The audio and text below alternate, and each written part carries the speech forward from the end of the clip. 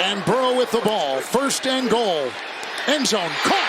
Higgins. Touchdown. Bengals win. And they are alive in the playoff race. Welcome back to our series of 32 teams in 32 days, where I give us a different team to preview each day as we count down to the NFL season. We are 16 days away from kickoff, and today we're talking about the Cincinnati Bengals.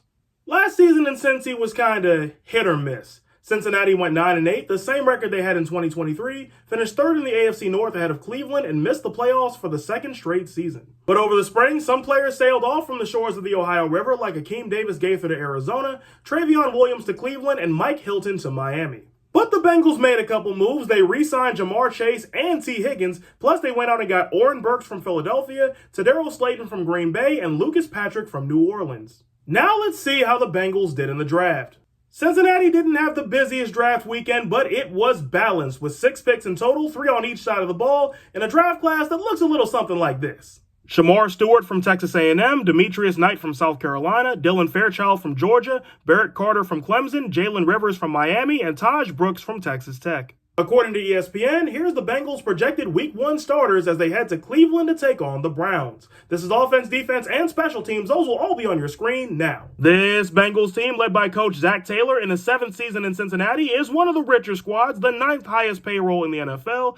They also have a surprising amount of cap space just outside the top 10. Additionally, this is a young bunch, the 5th youngest team in the league. My big question for the Bengals is this their last chance? Let's make one thing clear. The Bengals gotta do something this year. Yes, I'm aware they've had a winning record the last 4 years. Yes, I'm aware they almost made the playoffs last year.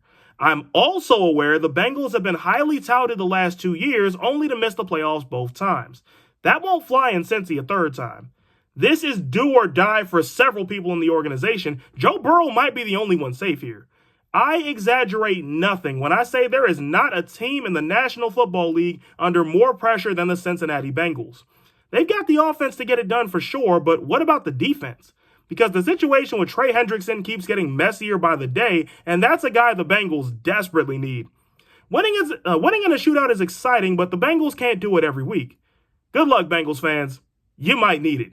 My Bengals hot take is Cincinnati gets a wild card spot. Vegas sets the Bengals win line at 9.5, and I'm going to take the over. So where are my Bengals fans at? Sound off in the comments. And for everybody else, did I get to your team? If I did, they'll be in the 32 Teams in 32 Days playlist, which can be found on my channel. But if not, don't worry, I will get to them. In fact, I might even talk about them tomorrow. Only way to find out is leave a like and subscribe, help me get to 5,000 subs, and come back for the next installment. But until then, I'm the voice of Evan, and remember to always keep the vibes high.